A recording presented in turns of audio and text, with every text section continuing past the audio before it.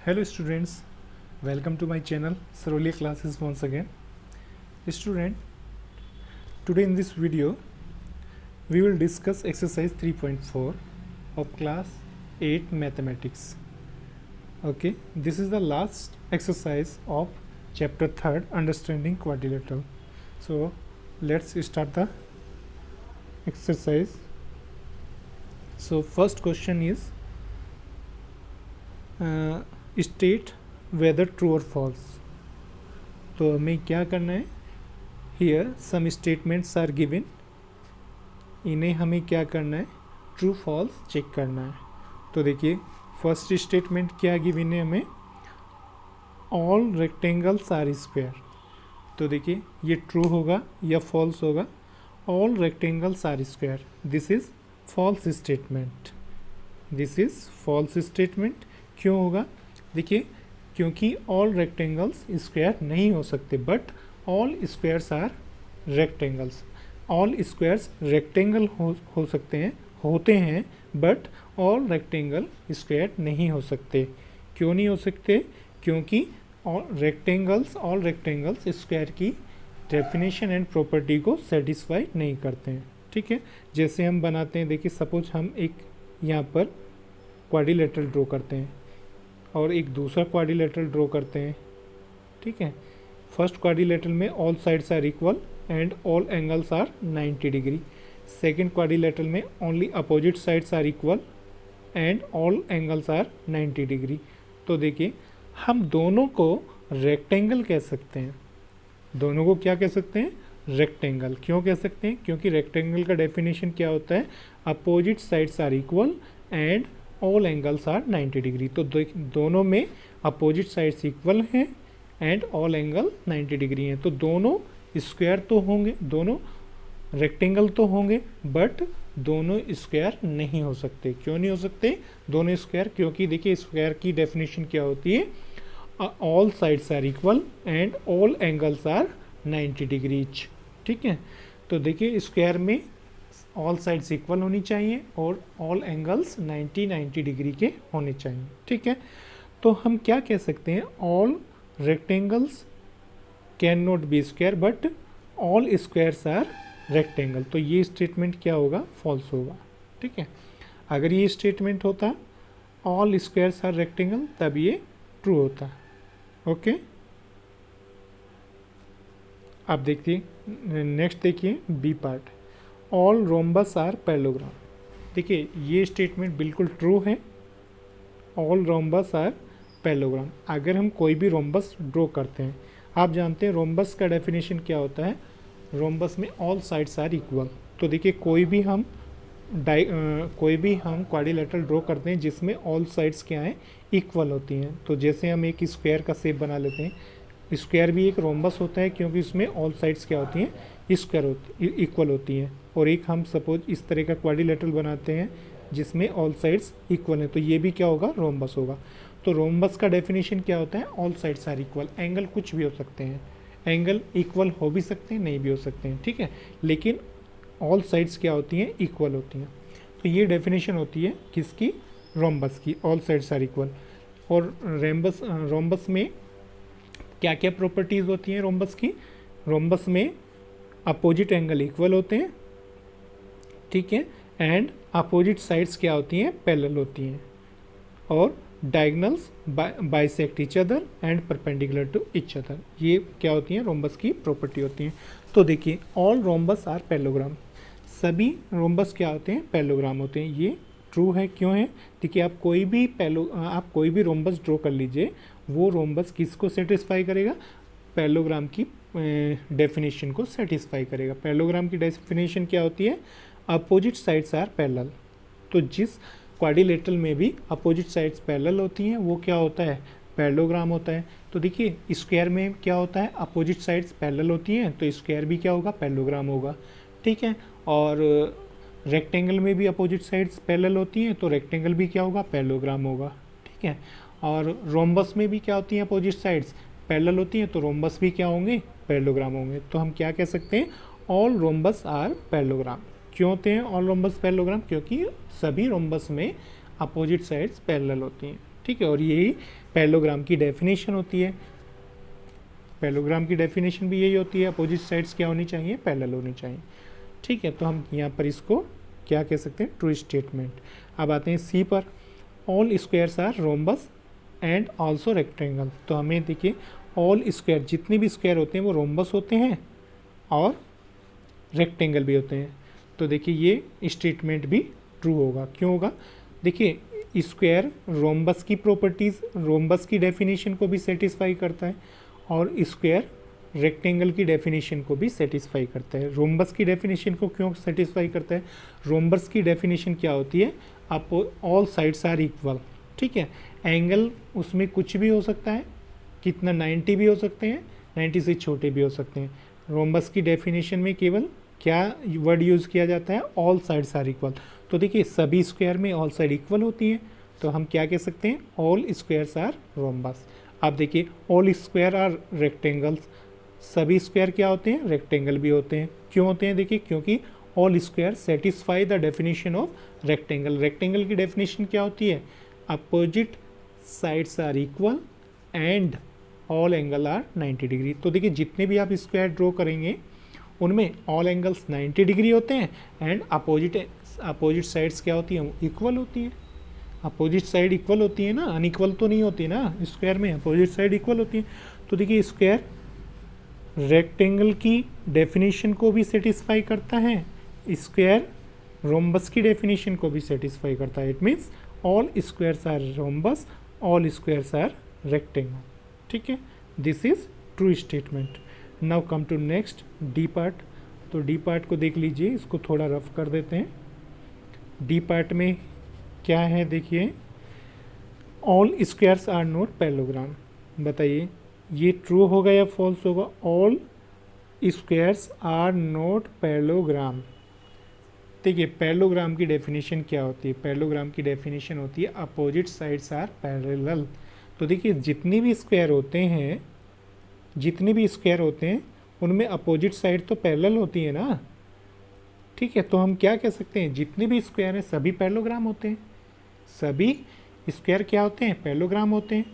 तो देखिए इसने यहाँ पे क्या बोला, all squares are not parallelogram. तो ये स्टेटमेंट क्या होगा, फॉल्स होगा, क्योंकि ऑल स्क्वायर्स तो पैरेललोग्राम होते हैं, क्योंकि उनमें अपोजिट साइड सभी में क्या होती है, पैरेलल होती हैं। तो ये स्टेटमेंट क्या है, फॉल्स। अगर ये होता है statement all squares are parallelogram, तब ये क्या होता, ट्रू होता। ठीक है, ई पर आइए, ई में क्या है, देखो ऑल काइट्स आर रोम्बस, जितनी भी काइट्स होती हैं रोम्बस होती हैं। ये स्टेटमेंट भी क्या है, फॉल्स। फॉल्स क्यों होगा, देखिए जितनी भी काइटें हैं वो रोम्बस की डेफिनेशन को सेटिस्फाई नहीं करती हैं। क्यों नहीं करती हैं, देखिए काइट रोम्बस की डेफिनेशन क्या होती है, ऑल साइड्स आर इक्वल। ठीक है, डेफिनेशन क्या होती है, ऑल साइड्स आर इक्वल। अब देखिए हम अगर एक काइट इस तरह से ड्रॉ करते हैं तो इसमें तो ऑल साइड्स इक्वल नहीं होंगी, लेकिन ये क्या होगा, काइट होगा। तो देखिए तो हम क्या कह सकते हैं, ऑल रोम्बस आर काइट। देखिए ई में देखिए ऑल काइट्स आर रोम्बस, ये क्या होगा, फॉल्स होगा, क्योंकि ऑल काइट्स रोम्बस नहीं हो सकती, क्योंकि सभी काइट में अपोजिट ऑल साइड्स इक्वल नहीं होती हैं। ओके, एफ को देखते हैं। एफ में क्या, ऑल रोम्बस आर काइट। देखिए जितने भी रोम्बस होते हैं वो काइट होते हैं, ये बिल्कुल ट्रू है, ट्रू स्टेटमेंट है। क्यों है ट्रू स्टेटमेंट, क्योंकि जितने भी रोम्बस होते हैं वो काइट की डेफिनेशन को सेटिस्फाई करते हैं। ठीक है, अब देखिए हम सपोज एक रोम्बस बना लेते हैं। यहाँ पर हमने एक रोम्बस ये बना लिया। रोम्बस क्या होता है, ऑल साइड्स आर इक्वल, तो इसमें हम ऑल साइड्स इक्वल ले लेते हैं, तो हमने यहाँ पर एक रोम्बस बना लिया। ओके, अब देखते हैं ये रोम्बस काइट भी होगा या नहीं होगा। तो काइट की डेफिनेशन क्या है, one pair of opposite angles are equal. तो देखिए इसमें भी रोम्बस में अपोजिट एंगल इक्वल होते हैं। अच्छा, दूसरा क्या होता है काइट में, and two pair of consecutive sides are equal. तो देखिए इसमें two pair of consecutive side क्या है, इसमें रोम्बस में इक्वल है, ये दोनों साइड इक्वल हैं और ये दोनों साइड भी इक्वल है। इन दोनों का पेयर क्या है, कैसा होगा, इक्वल साइड्स का होगा, और इन दोनों का भी इक्वल साइड्स का होगा। और थर्ड पॉइंट देखिए, रोम्बस में क्या होते हैं, जो डायगोनल होते हैं वो क्या करते हैं, एक दूसरे को बाइसेक्ट करते हैं और परपेंडिकुलर होते हैं। और काइट में भी क्या होते हैं, दोनों डायगोनल परपेंडिकुलर होते हैं और one diagonal bisect another diagonal.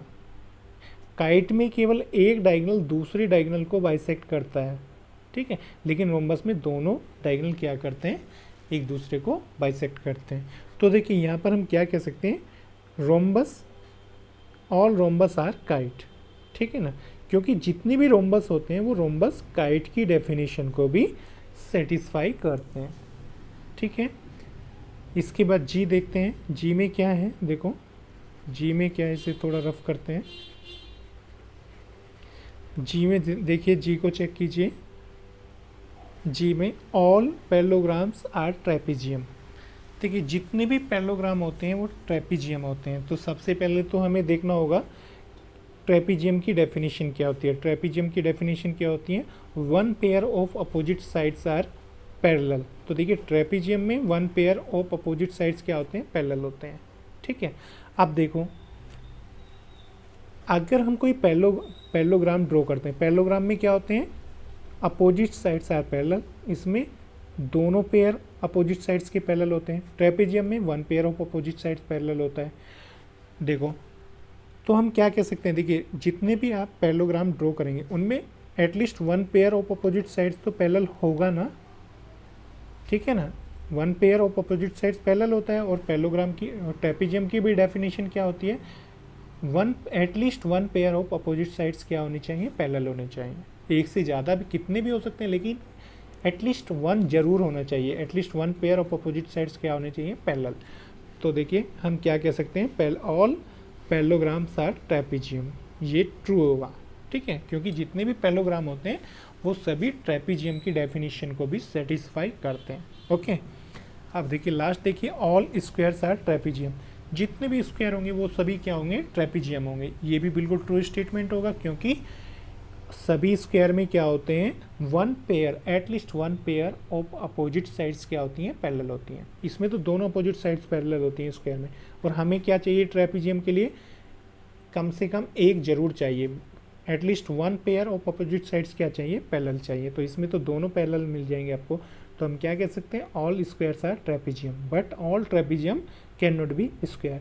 तो देखिए इन सभी स्टेटमेंट के लिए हमने एक वीडियो बनाया हुआ है जिसमें इन सभी का हमने डेफिनेशन और प्रॉपर्टीज़ को हमने उसमें शो किया है। तो आप सभी इनको समझने के लिए उस वीडियो को ज़रूर देख लीजिएगा, जिसमें हमने इन सब की प्रॉपर्टीज़ और डेफिनेशन को समझाया, ठीक है। अब आइए नेक्स्ट क्वेश्चन पर, क्वेश्चन नंबर 2 पर। तो देखिए क्वेश्चन नंबर 2 क्या है, identify all the quadrilaterals that have 4 sides of equal length. तो देखिए आपको एक ऐसा क्वाड्रिलेटरल आइडेंटिफाई करना है जिसमें ऑल 4 साइड्स क्या होती हैं, इक्वल लेंथ की होती हैं। तो देखिए ऐसा कौन सा होता है, तो ऐसा होता है स्क्वायर होता है, स्क्वायर में भी ऑल साइड्स क्या होती हैं, इक्वल लेंथ की होती हैं। और क्या होता है, रोम्बस होता है, रोम्बस में भी ऑल साइड्स क्या होती हैं, इक्वल लेंथ की होती हैं। तो ऐसे कौन कौन से क्वाड्रिलेटरल होंगे जिनमें all 4 sides are of equal length, square and rhombus, ठीक है। क्वेश्चन नंबर 2 का बी पार्ट देखिए, आपको क्या करना, identify all quadrilateral that have 4 right angles. ऐसा कौन सा क्वाड्रिलेटरल है जिसमें 4 राइट एंगल्स होते हैं। तो देखिए स्क्वायर में भी 4 राइट एंगल्स होते हैं, ऑल एंगल्स 90-90 होते हैं।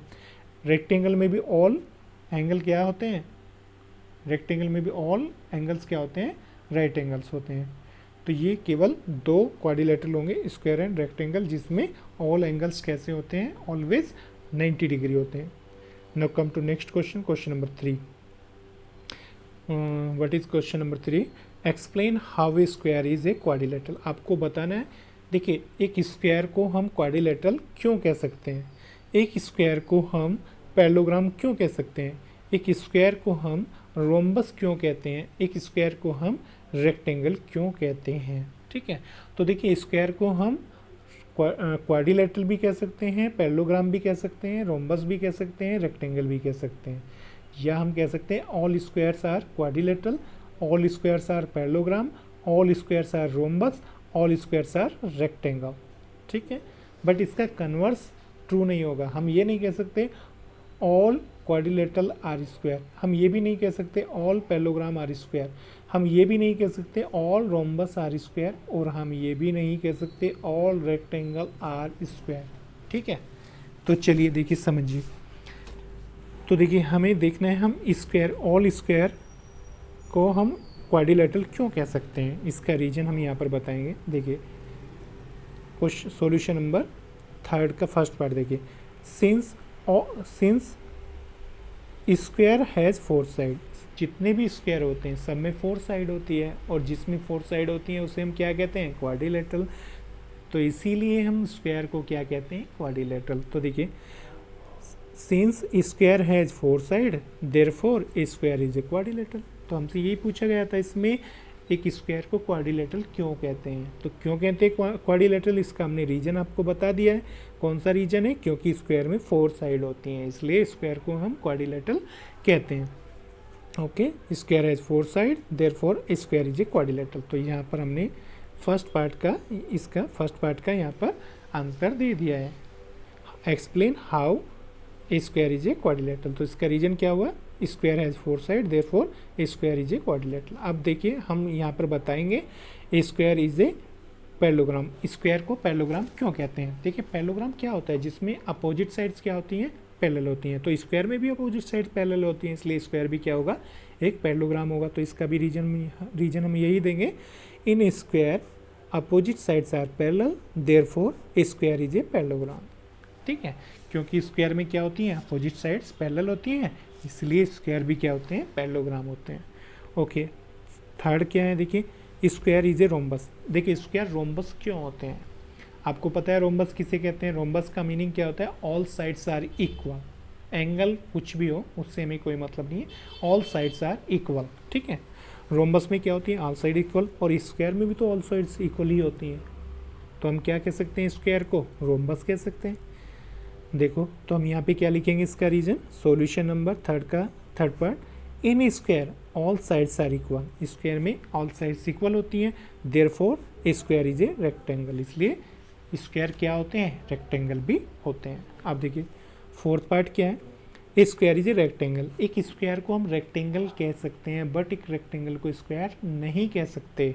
ठीक है, अब देखिए स्क्वायर को रेक्टेंगल क्यों कहते हैं, रेक्टेंगल की डेफिनेशन को सेटिस्फाई करता है स्क्वायर, इसलिए हम स्क्वायर को क्या कहते हैं, रेक्टेंगल भी कहते हैं। रेक्टेंगल की डेफिनेशन क्या होती है, opposite sides are equal and all angles are 90 degree. तो देखिए जब आप कोई भी स्क्वायर ड्रॉ करेंगे तो उस स्क्वायर में क्या होगा, उस स्क्वायर में ऑल एंगल्स क्या होंगे, 90 डिग्री होंगे, और अपोजिट साइड्स तो इक्वल होती ही हैं स्क्वायर में। ठीक है ना, अपोजिट साइड्स क्या होती हैं स्क्वायर में, इक्वल होती हैं। जैसे हम यहाँ पर एक स्क्वायर बना देते हैं, यहाँ पर 2 centimetre 2 centimetre 2 centimetre and 2 centimetre, all angles are 90-90। तो देखिए इस स्क्वायर को हम रेक्टेंगल कह सकते हैं। क्यों कह सकते हैं, क्योंकि इसमें अपोजिट साइड्स क्या हैं, इक्वल हैं, अपोजिट साइड्स इक्वल हैं। तो ये तो डेफिनेशन किसकी है, रेक्टेंगल की है। रेक्टेंगल की डेफिनेशन क्या होती है, opposite sides equal and all angles 90 degree. तो स्क्वायर में भी अपोजिट साइड्स इक्वल होती हैं और ऑल एंगल्स 90 डिग्री होते हैं, इसलिए हम ऑल स्क्वायर्स को क्या कह सकते हैं, रेक्टेंगल। तो देखो हम इसे क्या लिख सकते हैं यहाँ पर, in square opposite sides are equal. Square में भी अपोजिट साइड्स इक्वल होती हैं, and all angles are 90 degree, and all angles are right angles, और सारे एंगल क्या होते हैं, 90 डिग्री होते हैं। तो ये तो किसका डेफिनेशन है, ये तो रेक्टेंगल का डेफिनेशन है, जो किस में फॉलो हो रहा है, स्क्वायर में फॉलो हो रहा है। तो हम क्या कह सकते हैं, therefore square is a rectangle. एक स्क्वायर भी एक क्या होता है, रेक्टेंगल होता है। ठीक है, now come to next question, question number 4।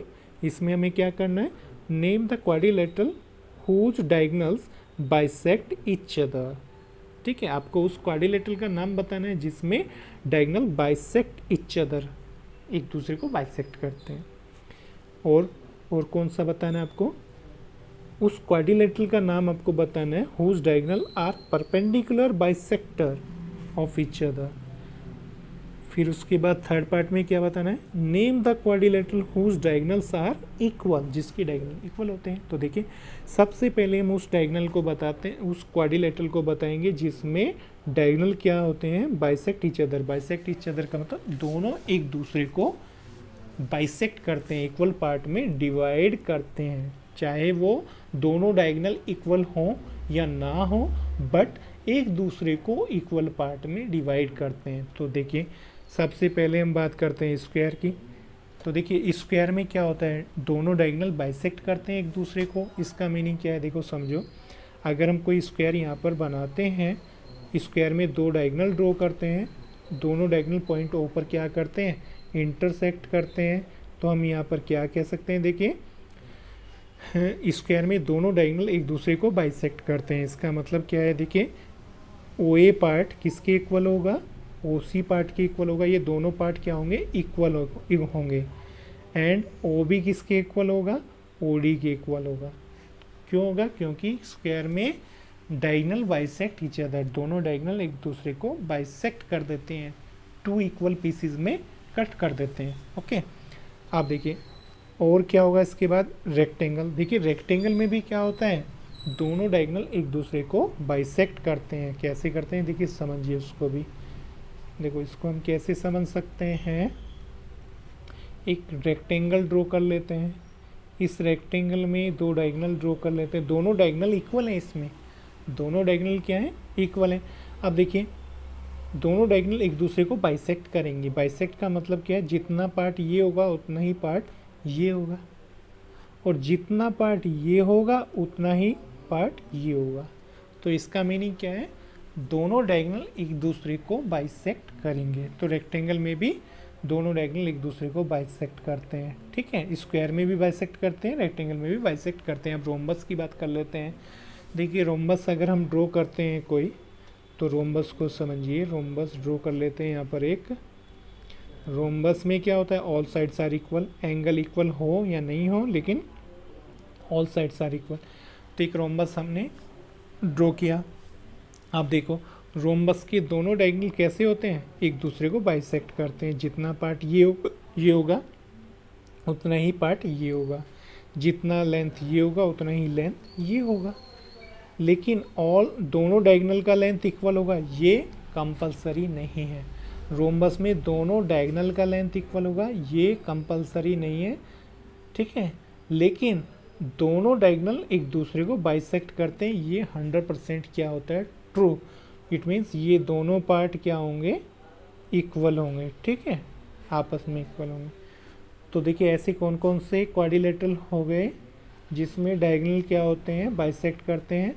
First one is square, second is rectangle, third is rhombus. आप चेक करते हैं पैरेललोग्राम को। देखिए पैरेललोग्राम अगर हम कोई ड्रॉ करते हैं, पैरेललोग्राम क्या होता है, अपोजिट साइड्स आर पैरेलल। तो देखिए एक पैरेललोग्राम बना लेते हैं। आपको पता है देखिए स्क्वायर भी एक पैरेललोग्राम होता है, रेक्टेंगल भी एक पैरेललोग्राम होता है, रोम्बस भी पैरेललोग्राम होता है, और पैरेललोग्राम भी पैरेललोग्राम ही होता है। तो देखिए पैरेललोग्राम के दोनों डायगोनल हमने ड्रॉ किए, तो पैरेललोग्राम के दोनों डायगोनल भी क्या करते हैं, एक दूसरे को बाइसेक्ट करते हैं। इट मीन्स जितना पार्ट ये होगा उतना ही पार्ट ये होगा, और जितना पार्ट ये होगा उतना ही पार्ट इधर ये होगा। ठीक है, दोनों पार्ट इक्वल होंगे। तो देखो लेकिन दोनों डायगोनल का लेंथ इक्वल नहीं होगा। ठीक है, इक्वल हो भी सकता है, दोनों डायगोनल का लेंथ इक्वल नहीं भी हो सकता है, लेकिन दोनों डायगोनल एक दूसरे को बाइसेक्ट करते हैं। तो देखो ऐसे कौन कौन से हमें क्वाड्रिलेटरल मिले जिनमें डायगोनल क्या होते हैं, बाइसेक्ट करते हैं एक दूसरे को। Square, rectangle, rhombus and parallelogram. ठीक है, आप देखिए सेकंड पार्ट क्या है, name the quadrilateral whose diagonals are perpendicular bisector. Perpendicular bisector का मतलब क्या होता है, दोनों डायगोनल एक दूसरे को टू इक्वल पार्ट में भी डिवाइड करते हैं, बाइसेक्ट भी करते हैं, और परपेंडिकुलर भी होते हैं एक दूसरे के। तो देखो बाइसेक्ट करते हैं वो कौन कौन से, स्क्वायर, रेक्टेंगल, रोम्बस और पैरेललोग्राम। चारों में क्या करते हैं, डायगोनल एक दूसरे को बाइसेक्ट तो करते हैं। अब हमें चेक करना है दोनों डायगोनल परपेंडिकुलर कहाँ कहाँ पर होते हैं। देखिए स्क्वायर में दोनों डायगोनल परपेंडिकुलर होंगे, यस। रेक्टेंगल में दोनों डायगोनल परपेंडिकुलर होंगे, ये जरूरी नहीं है। रोम्बस में दोनों डायगोनल परपेंडिकुलर होते हैं, यस। पैरेललोग्राम में दोनों डायगोनल परपेंडिकुलर होते हैं, जरूरी नहीं है। तो देखिए ऐसे कौन से क्वाड्रिलेटरल होंगे जिसमें डायगोनल क्या होते हैं, परपेंडिकुलर भी होते हैं और बाइसेक्ट भी करते हैं एक दूसरे को, तो वो होंगे स्क्वायर एंड रोम्बस। तो आंसर क्या होगा इसका, स्क्वायर एंड रोम्बस। ये दो क्वाड्रिलेटरल होंगे जिसमें डायगोनल क्या होते हैं, एक दूसरे के परपेंडिकुलर भी होते हैं और बाइसेक्ट भी करते हैं, ठीक है। अब नेक्स्ट क्या है देखिए, name the quadrilateral whose diagonals are equal. ऐसे कौन से क्वाड्रिलेटरल होते हैं जिसमें डायगोनल का लेंथ इक्वल होता है, दोनों डायगोनल का लेंथ इक्वल होता है। तो ऐसे होते हैं देखिए, स्क्वायर एंड रेक्टेंगल, ठीक है। स्क्वायर एंड रेक्टेंगल में क्या होता है, दोनों डायगोनल का लेंथ इक्वल होता है, ठीक है। अब आते हैं नेक्स्ट क्वेश्चन पर, क्वेश्चन नंबर 5। तो देखिए क्वेश्चन नंबर 5 क्या है, इसको पढ़ लेते हैं। क्वेश्चन नंबर 5 में क्या है, explain why a rectangle is a convex quadrilateral. तो देखिए रेक्टेंगल को हम एक कॉन्वेक्स क्वाड्रिलेटरल भी कह सकते हैं। क्यों कह सकते हैं, आप जानते हैं कॉन्वेक्स क्वाड्रिलेटरल क्या होता है, ये हम पढ़ चुके हैं पहले। कॉन्वेक्स क्वाड्रिलेटरल क्या होता है, एक quadrilateral whose diagonals lies in the interior of the quadrilateral, जिसके दोनों डायगोनल कहाँ पर होते हैं, इंटीरियर पार्ट में होते हैं, उसे क्या कहते हैं हम, कॉन्वेक्स क्वाड्रिलेटरल। और जिसके डायगोनल कहाँ पर होते हैं, इन द एक्सटीरियर पार्ट में होते हैं, उसे हम क्या बोलते हैं, कॉनकेव क्वाड्रिलेटरल, ठीक है। तो यहाँ पर देखो आप जितने भी आप रेक्टेंगल ड्रॉ करते हैं, सभी रेक्टेंगल में डायगोनल कहाँ पर होते हैं, इंटीरियर पार्ट में होते हैं, ठीक है। इसलिए हम क्या कह सकते हैं, all rectangles are convex quadrilateral, ठीक है। तो यहाँ पर हम देखिए ऐसे समझा सकते हैं, in a rectangle both the diagonal lie in the interior, दोनों डायगोनल इंटीरियर में लाई करते हैं, therefore all rectangles are convex quadrilateral, ठीक है। अब आते हैं नेक्स्ट क्वेश्चन पर। This is the last question of this exercise और दिस चैप्टर नंबर 3। तो ये क्वेश्चन नंबर 6 लास्ट क्वेश्चन है। Question number 6, ABC is a right angle triangle and O is the midpoint of the side opposite to the right angle. Explain why O is equidistant. Equidistant का meaning क्या होता है, equal distance पर होना। From point A, B, C, the dotted lines are drawn additionally to help you. देखो इस question में हमारे पास क्या गिवन है, हमारे पास इस क्वेश्चन में क्या गिवन है, एक राइट एंगल ट्रायंगल ABC हमें गिवन है, ठीक है। राइट एंगल ABC हमें गिवन है, ठीक है। और क्या गिवन है, the side opposite to the right angle के अपोजिट में जो साइड है AC, इसका मिड पॉइंट क्या है, O is the mid point of the side opposite to the right angle के सामने जो साइड है इसका मिड पॉइंट O है। और इसने आगे क्या बोला है, explain the point O is equidistant का मतलब क्या होता है, इक्वल डिस्टेंस पर होना। आपको प्रूफ करना है पॉइंट O पॉइंट A से, पॉइंट B से एंड पॉइंट C से इक्वल डिस्टेंस पर है। आपको शो करना है पॉइंट O A से इक्वल, A B C तीनों से इक्वल डिस्टेंस पर है। इसका मतलब आपको क्या प्रूफ करना है, आपको प्रूफ करना है AO BO एंड CO ये तीनों डिस्टेंस इक्वल है, ठीक है। तो देखिए कैसे शो करेंगे, आपको क्या करना है, सबसे पहले इस राइट एंगल ट्रायंगल में क्या करना है, एक रेक्टेंगल ड्रॉ करना है। तो देखो हम क्या करते हैं यहाँ पर, in the figure we draw AC AD, हम क्या करते हैं, एक AD ड्रॉ करते हैं जो BC के क्या है, पैरेलल है, ठीक है। BC के पैरेलल एक AD ड्रॉ करते हैं एंड CD ड्रॉ करते हैं which is parallel to AB to make a rectangle ABCD। एक रेक्टेंगल ABCD बनाने के लिए हम क्या ड्रॉ करते हैं, एक dotted line AD and DC हम ड्रॉ करते हैं, ओके। अब देखिए ये रेक्टेंगल बन चुका है और आप क्या करेंगे, देखिए BD को ज्वाइन करेंगे एंड BD को ज्वाइन करेंगे, ओके। अब देखो आप सभी जानते हैं, क्या जानते हैं, in a rectangle diagonal bisect each other, ठीक है।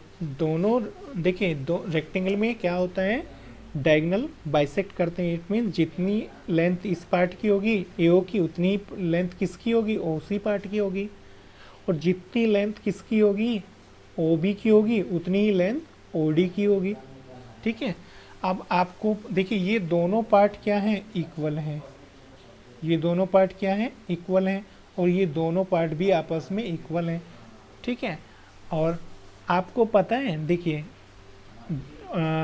In square in rectangle the length of both diagonal is equal, दोनों डायगोनल की लेंथ भी इक्वल होती है। जब देखिए AC और BD दोनों डायगोनल की लेंथ इक्वल है तो इट मीन्स ये चारों पार्ट भी क्या होंगे, इक्वल होंगे। AO, OD, OC और OB भी क्या होंगे, चारों पार्ट इक्वल होंगे। तो हम देखिए यहाँ पे क्या लिख सकते हैं, सिंस, इसमें हम लिख सकते हैं since diagonal of a rectangle are equal, दोनों डायगोनल क्या होते हैं, दोनों डायगोनल क्या होते हैं, रेक्टेंगल में इक्वल होते हैं। एंड बाइसेक्ट ईच अदर, और एक दूसरे को बाइसेक्ट भी करते हैं। देयरफॉर, इसलिए हम क्या कह सकते हैं, OA part, OC part, OB part and OD part, ये चारों पार्ट क्या होंगे, इक्वल होंगे, ठीक है। अब देखिए ये चारों पार्ट इक्वल हैं, it means OA, OB, OC ये तीनों पार्ट भी इक्वल होंगे। तो तीनों पार्ट इक्वल होंगे तो हम क्या कह सकते हैं, hence O is equidistant from point ABC। इसका मीनिंग क्या है, देखिए जब ये तीनों डिस्टेंस इक्वल हैं तो इसका मीनिंग क्या होगा, पॉइंट O पॉइंट A से B से C से इक्वल डिस्टेंस पर है, ठीक है, समझ में आ गया। तो स्टूडेंट आज हमने चैप्टर नंबर 3 को पूरी तरह से कंप्लीट कर लिया है। नेक्स्ट वीडियो में हम चैप्टर नंबर 4 स्टार्ट करेंगे। Okay, bye.